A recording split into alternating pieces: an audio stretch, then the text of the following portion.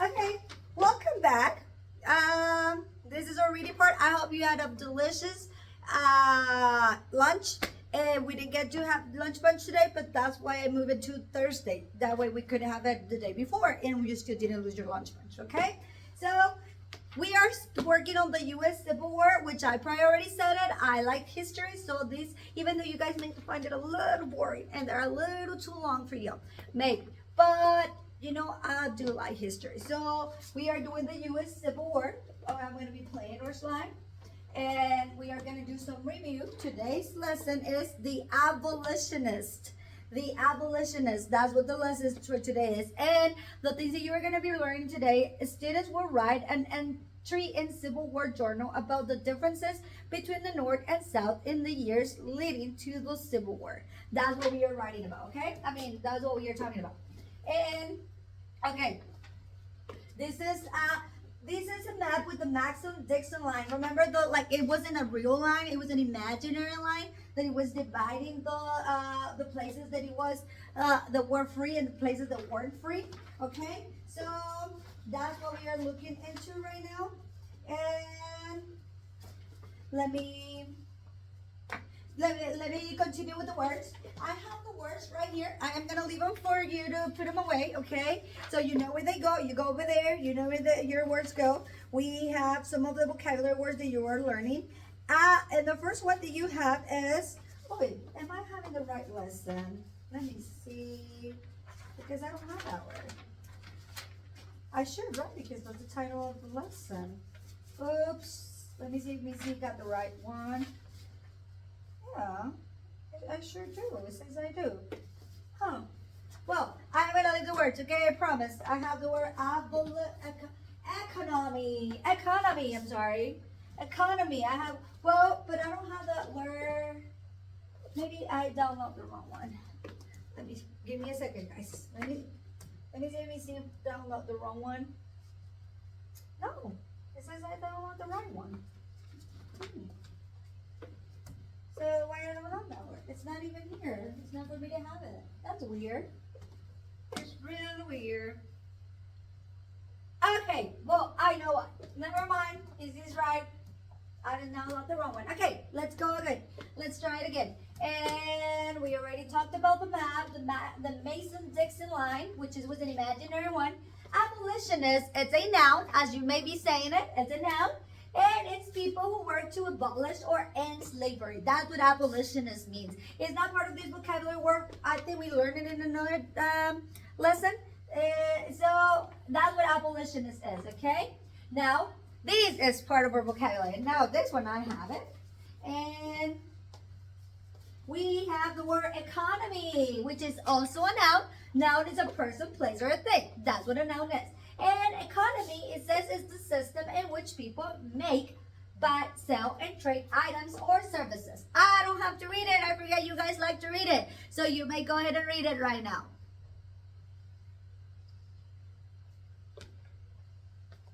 Okay? Now I'm going to get going. If you need to stop it, so before I keep going, go ahead and stop the video before I get going, okay? Now, next one is factories. What is factory? Some of your parents probably work at a factory, so you probably do know what a factory is. This is an old picture, but factories, it's a, you know, these N stands for. Now, it's, sorry that I'm not moving around like I usually do, but you want to be able to see me, so I have to stay around here. Okay, so read it. I know I'm not giving you enough time to read it, so if you need to pause the video so you can read it, that you can do that too. Okay? And I'm going to get going to the next word. You remember, you have to put the words over there so you guys remember what goes where. Now, this word is a proverb. Proverb, it's also a noun, and because it has an N right there, you guys may already notice, and you may be saying it. Go ahead and read it. You may pause the video right now. Pause the video. There you go. Okay, you play it back, and we have put the word over there right after factories. Okay. Now you have the word proverb. Here are the words. Okay. We yesterday talked about the first great awakening. Now today it's also, yes, you have an N there, so it's also a noun. Today we are talking about the second Great Awakening. When it's second, that means we already had one. So we had one yesterday. Yeah, it was yesterday, I think, that we talked about it. And I'm gonna give you a couple seconds so you can read it. See if somebody wanna read it out loud. If you don't wanna read it out loud, it just means a strong religious movement in America. It was a movement, a religious movement. Okay, you know what religious means, right? Like when you go to church and you believe in something and about, okay, that's kind of what it is. During the early 1800s, following the first Great Awakening, which is the one we talked about it, which inspires many social changes, including increasing the opposition to slavery. As I said, you could pause the video, read it yourself, but I already read it to you in case that you don't know. So, I mean, you don't want to read it or you didn't know. This is the imaginary line we were talking about, remember? Now, we are on the Ground Railroad. Do you know what Underground Railroad is? We don't know what a word is. We can always break it apart. We have two words right here. Our compound. They both are compound words. Underground. So under is, you know what under is? Ground. Well, this is the ground, for example, and this is under. So this is underground. So underground. Underground. Compound word. Now we have railroad. It's also a compound word. Railroad. Railroad. When we don't know what the word means, we break it and try to recognize the words we do know. And it's also a noun. A network. Oh, read it. Pause it right here if you want to read it. Now, I'm going to read it for you. In case that you still didn't read it. A network of secret routes and safe houses that help enslaved people escape to freedom. So it wasn't a real thing. Like it wasn't like a train or something like that it was going on. They call it that to people who were going through taking people to escape to freedom. Okay, let me get some water. Sorry, let me get some water. Okay, these are the things that we are gonna be learning. Or the things that, I'm sorry, or the things that you guys are going to be hearing. Now, lesson 2, we have been talking about the unfair but common practice of slavery. That's what the first couple lessons were. We talked about it. And it's throughout history. Remember we learned that it wasn't just in the United States, or it was through generations. I mean, years and centuries of years. In the previous lessons, we learned about how some early Americans, including some of the founding fathers, view about slavery. Okay, you're gonna have all those things. Okay, so we already talked about founding fathers on the Civil War. No, it wasn't the. No, it wasn't the Civil War. I'm sorry. It was the War of 1812. I'm sorry. That's where we talked about founding fathers like I forgot his name. George Washington, and all the other ones that we talked about last time. We're going to review what you have learned about the First Great Awakening and the Founding Fathers by revising and discussing.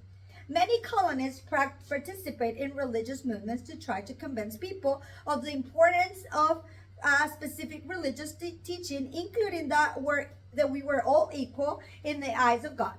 What was the religious movement called? Remember, we had this. The one that happened before this one. That's the one that we are talking. That's what it was called. What was it? The one before this one. Yes, if you're saying First Great Awakening, yes, that's what it was. It was a movement religion back then, okay? And what happens during the First Great Awakening? Do you remember? If you remember, please pause the video right here so you guys can talk about it. But if you don't, let me tell you. People prayed, sang, and listened to preachers. Later, the things the preachers said we were writing down and shared with many people in the colonies and spread all around. That's what it was. So now, I'm supposed to be able to show you some images that we are going to have put out. Like George Washington. Remember? We already talked about George Washington. It says, please refer to image 2 through 5. We don't have the flip book. Then I hope they give us to us by then. Okay? And if not, I'll just review them with you, okay? Who are the group of men in this picture? We can't, because we can't see it and I don't have it. But it was colonies, and they participated in a religious movement, okay? And they are the founding fathers, and they helped the colonies separate from Great Britain to establish the government of the United States. That's who the people in the picture that you should be seeing is. But I don't have it. I don't have the flip book, and they never gave it to me, okay? Some of the founding fathers came to believe that slavery was wrong and should be abolished, but some of the colonists didn't agree. The colonies, remember we talked about colonies were the people who build the colony. So those like cities, we are citizens because we are the ones who live in the cities. Okay, so same thing. Colonists are the people who live in the colonies or build the colonies. Okay, but we already talked about those. And okay, should we? So the founding fathers tried to come up with a compromise. What is the compromise that they came up to? Well, a compromise is when people agree together to find middle grounds, like to agree on something. Okay, that's what a compromise is. What was the compromise that they were talking about? They agreed to allow the institution of slavery, but left open the possibility that slavery will be or not allowed in the future. So right now, they basically they were saying you can have it right now, but you don't have to have it later. Like we can rid of it. That's what it was. Now, same thing. We're supposed to have. Here it is. Who? This is the group of people that we have, and let me see. Some of the founding fathers also believed that slavery was wrong and should be abolished, but some of the colonies didn't agree with them. Which was George Washington. This is a group of people that we were talking about, and that was a compromise that we talked about it. Some of these people didn't agree. Instead of slavery going away, the cotton gin increased. Oh, cotton gin. We don't have this, but it was a good thing. This is the word vocabulary word that we have. It was economy. The cotton gin invention that we talked about it was what it helped. It was the helped the economy in the South to build to use in the factories that we are going to be talking about. So instead of slavery going away, the cotton gin increased slavery. Why? Well, because more people, I mean, they needed free labor to work on those cotton jeans or machine that they had invented, and that's why it didn't really help. Now, I'm going to ask you, give me a second before I move on. Today, recent laws show some differences between the economy of the North and South in the years prior to the Civil War. The word economy describes the system in which people make items to buy, sell, or trade with others who want those items. When people trade, buy, or sell goods with one another, they are cooperating. Because of this cooperation, people can get resources such as food, clothing, and shelter that they may not be able to produce or make for themselves. When more and more people engage in trading, buying and selling goods, we say the economy is strong. Okay? Southern economy was dependent upon the work of slaves to produce crops like cotton. The North was dependent upon those crops produced by slaves in the South for their factories, including southern cotton needed for the northern textile mills.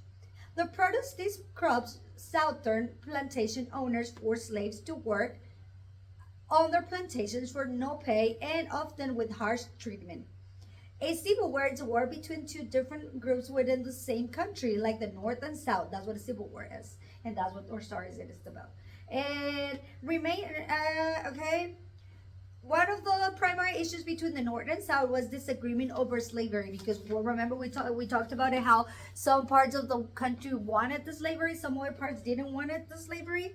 So that's what we have. Okay, now I need you to listen carefully to the story.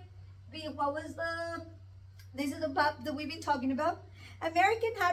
So I'm gonna begin. Ready? American had been growing before the Revolutionary War. After the Constitution was adopted, the new United States kept growing, spreading west and adding the new states. But there were differences that required compromise among the original 13 states, and those differences continue as the country grew. This is the country. This is a picture of the country. Now, states in the South relied almost completely on agriculture, or farming for their economy. We have that word in the vocabulary.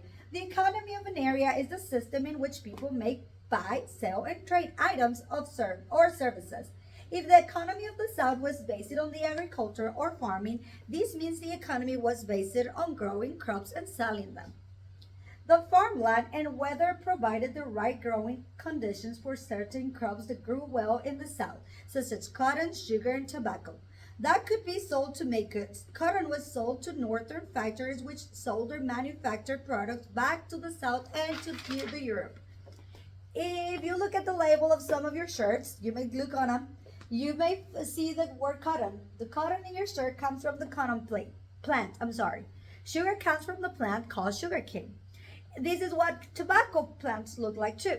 And I don't have the card right now, but I'll probably be able to have it that I will put it up. Most farms in the South were small, run entirely by the families that lived on them. But there were also enormous plantations where the plantations owners who grew these crops forced hundreds of slaves to work day after day under horrible conditions for no wage at all. What is a plantation? We learned that word. The crops grow. The plantation is where, like the big farms where they were planting things. The crops grown on these plantations were bought by people in the north and as far away as Great Britain, and that helped the southern economy grow. The north had farms too, but they tended to be smaller and they didn't grow things that were sold to make goods. We are in the south of the United States. Remember, we probably already talked about that. Farmers in the north grew crops for or plants that farmers grow on farms mainly for feeding people and animals. There were few slaves in the north. This is what the cotton machine. This is what the sugar cane looks like, and this is what the tobacco cane looks like. Unlike the southern economy, which relied on agriculture, the northern economy was focused more on industry and manufacturing. That meant workers were paid to make things in factories, often using machines. Factories are buildings where goods are made. This is what the outside of a factory looked like. This is what the inside of a factory looked like back then. Many northern cities are bought and sold. Many northern cities were trading centers for iron, coal, and wood. A trading center is where goods are bought and sold. Northern cities had factories for turning iron into steel, a strong metal that would then be sent to other factories to make trains, engines, buildings, bridges, tools, weapons, and all sorts of other things. Northern cities also had factories for making bottles and jars, furniture, clothing, books, and much, much more. Let's see. These are factory workers. Let me see if I have. Okay. This is the setting of this picture. The north. This is the setting of the picture. Wait a minute. Give me a second. That was a little too fast. Okay, there you go. Factories were an important part of the northern economy. The thousands and thousands of people work in northern factories. Workers in the north were not enslaved. That means the word slave, we learned it already, and it means that they were not slaves. Okay, that's what the word means. They were free to choose where to work. That's the clue. We have to know what the word slave means. But they will often use raw materials provided by plantations in the south.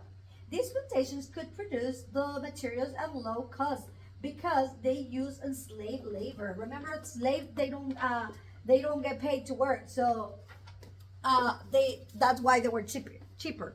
The factories in the north and had access to railroads and shipping ports to distribute the goods made there.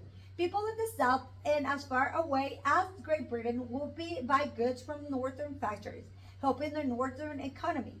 What were some things made in the northern factories? Well, clothes was some of the things made in the north, but they still need the cotton, like your shirt is made of cotton. They still needed that from the south. Manufacturing goods to sell was the most important part of the northern economy, whereas farming was the most important part of the southern economy. So in the north, they do goods like shirts and furniture, things like that. In the south, they did farming, like your food, all the things you eat. They came from the south. Now, why do you think farming was more important in the south? Because they had big plantations. Remember, that's what we said. So it was more important because they had the material to do it. There were economic differences between the north and the south. Slavery was one of the biggest differences. Slavery became illegal or against the law in most northern states. But even though it was illegal, not everyone in the north was against slavery. Because slavery was not a part of their everyday life, some people in the north didn't really think much about it. But there were Americans who did think about slavery and they thought it was evil. At the time of the American Revolution, many anti-slavery Americans held strong Christian religious beliefs. After the Revolution and through the early 1800s, a second Great Awakening spread across America, inspiring Americans to reconnect with their faith and forcing even more Americans to confront the evils of slavery. One influential Second Great Awakening preacher encouraged people. A preacher is you know what a preacher is, right? Like people in church is preaching the Bible. Okay, well, the Second Great Awakening preacher encouraged people to be against slavery. This is what they said. The silence of Christians opened the subject, he said, is virtually saying that they do not consider slavery as a sin. The truth is, it is a subject upon which they cannot be silent without guilt. These Christians were absolutely against slavery, no matter what it did for the economy. These people saw slavery as evil. They thought slaves should be free and have the same rights as other Americans. People who work to abolish or end, that's what the word abolish means, become known as abolitionists, which is the ones who work against slavery or to abolish. This group of abolitionists continued to grow larger and larger over the time. Abolitionists wrote to the people in the government and held meetings and conferences. They also gave speeches, printed newspapers and books, and wrote songs. Abolitionists worked hard to tell everyone how bad slavery was. They made sure people couldn't forget about it. In 1852, Harry Beecher Stowe published the novel Uncle Tom's Cabin. Stowe was the daughter of a famous preacher, and she was a strong abolitionist. As Stowe writes in the book's preface, she set out to awaken sympathy among ordinary Americans to the struggles faced by slaves, and did just that through the story in her book. Her story showed that enslaved people were humans with emotions and drew attention to the harsh things slaves were forced to endure. Why was it important to show that enslaved people were humans with emotions? Well, because if you think they're a thing, you don't care about their emotions, because your chair doesn't have an emotion, your desk doesn't have an emotion, which means that then you don't have to worry about hurting it. But if you think someone has an emotion, you will care. You don't want them to feel bad. That's why it was important to relate to their feelings. Okay, the book exploded in popularity. Months after it came out, the Boston Morning Post said that everybody has read it, is reading, or is about to read it. Throughout the 1800s, the only book that sold more copies than Uncle Tom's Cabin was the Christian Bible. Why do you think the Uncle Tom Bible was so popular? Why? Because it was a popular subject at the time. The slavery was a popular subject. She was talking about that, so that's why. Abolitionists worked hard to make sure people could not choose to ignore the evils of slavery. William Lloyd Garrison was one abolitionist who called for slavery to be immediately abolished. He believed that the lessons of the Christian Bible taught that slavery must be ended. Garrison was the publisher of The Liberator, a famous abolitionist newspaper. The Liberator and other abolitionist newspapers include stories about the evils of slavery. There were many famous abolitionists. What's going on? Let me see. Did I went too fast on my pictures? Nope. I didn't went too fast. This thing didn't have more pictures. Okay. There were many famous abolitionists, but perhaps none as well known as Frederick Douglass. Douglass was born a slave. When he was young, he learned to read, and then he helped other slaves read the Christian Bible. After he escaped from slavery, he gave many speeches and sold copies of books about his life. His writings and speeches were thought and inspiring and became one of the most famous people in America. Douglass also started his own newspaper called the North Star. He wanted his newspaper to remind people of the proverb, which is one of our vocabulary words. Or a proverb is a saying, remember, that's what we said, saying passed down from generation after generation. That's what a proverb is. And he wanted this to be. So the newspaper was a guide, just like to follow your North Star. Just like the North Star in the sky, the newspaper was a guide for enslaved people, which we say these people was not enslaved. uh, escaping slavery and traveling towards freedom in the North. Why do you think Frederick Douglass wanted to help other slave learners to read? Well, because it's important to know how to read and educate other people too. Harriet Tubman was another famous. Oh, we're supposed to be able to see those pictures, but okay, this one. Harriet Tubman was another famous abolitionist. She would travel to the South and help enslaved people escape to freedom in the North in what became known as the Underground Railroad. Remember, I told you it wasn't a real railroad. It was more like a tunnel where people tried to escape, and they had a whole system. Okay, the Underground Railroad was a network of secret routes and safe houses that helped enslaved people escape to freedom. It took a lot of planning and coordination, and she risked her life in the process. Abolitionists helped keep the Underground Railroad running smoothly, making sure that as many people as possible were able to escape slavery. By the year of 1850, the United States had expanded 31 states from the original 13 colonies. Right now we have 50, but back then it was only, they started with 13 now, and then they moved to 31 at the time. Most states in the North were free. Slavery was illegal. The states in the South, which is where we live, is one of the states in the South. Texas is the South, one of them. But the states in the South allowed slavery, and more people continued to be enslaved. But the abolitionists would not let the country ignore the issue. They were determined to make America a land of freedom for everyone. Now, we are done reading our story for today. Now, I am going to ask you to go to your activity book. Oh, wait a minute. No, let me ask you some questions. And I'm going to ask you some questions first. What did the southern states depend on for their economy? What was their job? Remember, the North did the goods, like the clothes, the furniture, and all those things. What did the South do? Farming. Now, what did the northern states depend on for their economy? I already said it. What did the North depend on for their economy? Yes, you were right. Why did it was the goods, like clothing and all those things that we need? Why do you think some people choose to speak out against slavery, even if it was illegal in some parts of the country? Because remember, I told you that they feel like there were people with feelings, and they were relating to their suffering. People were suffering, so they didn't want that. People like Harriet Beecher Stowe and Frederick Douglass spoke out against slavery because they thought it was wrong, and their values and religious beliefs told them that slavery should be illegal and should be ended. So that's the reason. Harriet Beecher Stowe, Williams Lloyd Garrison, and Frederick Douglass were abolitionists. What did abolitionists believe about slavery? Well, they should end it. That's what they believe, right? Now, let me see. I am going to give you some time. I am going to give you some statements, okay? And then you tell me if they're true or false.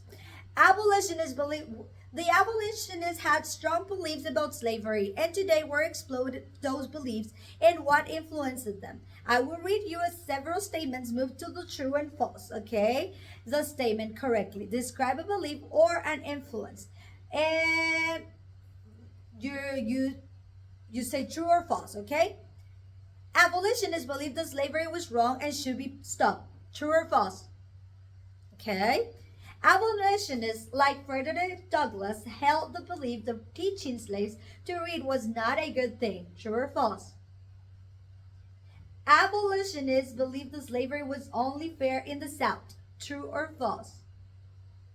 Abolitionists believed in the importance of freedom for all people. We were all equal. True or false? Abolitionists were influenced to keep slavery by conversations they had with Southern plantation owners. True or false? Abolitionists were influenced to end slavery by what they read in popular books like Uncle Tom's Cabin. True or false? Abolitionists were influenced to speak out against slavery by the First and Second Awakening. True or false? Okay, in the read aloud today, you heard the phrase, states in the South relied almost completely on agriculture or farming for their economy. Say the word economy with me. The word economy describes the system in which people make, buy, sell, and trade goods or items. The more people around the world buy things that are made in China, the stronger the Chinese economy becomes because they are earning more money for their country. Do you know or have you heard something about economy? If you have, can you use the word in a sentence? Okay, for example, you can say, I heard that the economy is strong or weak or bad or something like that. What is the word we've been talking about? Say it out loud with me. Economy. Good job. Many things affect the economy of a place. Climate and natural resources are two things out of many that affect the economy of an area. What type of things make up the economy in the area which we live? Well, factories. I think that's what we have the most. Now, I'm going to ask you to go your activity book, and we already did all those. I just didn't move my slides, but we already, okay. Now, I'm going to ask you to go to your activity book, and today you are going to work in pairs, so with people on your table. Then together as a class to share what you have learned about the North and the South in the years leading up to the Civil War. So what do you learn about on the North or the South that you can put here? And discuss it, okay? Discuss what you have learned and put it on the paper, what we have learned about today. Now, after that, I am also going to ask you to go to the next page. So wait a minute, let me go back here. Pause the video so you guys can do this. Talk about it with your people on your table. What do you learn in the North, the South? Write it down. And I think you should have enough time to do all this, okay? Now, next page, play the video back up. Next page. And you are going to write another entry in the Civil War Journal that you begin in lesson 2 using this page. We started working on it, and then this is your second entry. And the direction says, use this paper for your writing and drawing. Remember to write complete sentences that begin with the capitals and with the correct punctuation. That's what you're doing on this page, okay? So that's what we are doing today. I am really, really sorry that I'm not there for you, and I'm really, really sorry that I don't get to do this with you. I really enjoyed the stories with you, but I can't be there today. So please do the best you can. After these, it's just some math work that you're gonna be doing, and once this is over, and please pay attention to Miss Garcia. Be good kids. Don't give her any trouble. Have a great day, baby. Miss you guys, and see you back on Monday. Oh, remember that we are gonna be having our field trip next week. Okay, so be prepared for that. And thank you.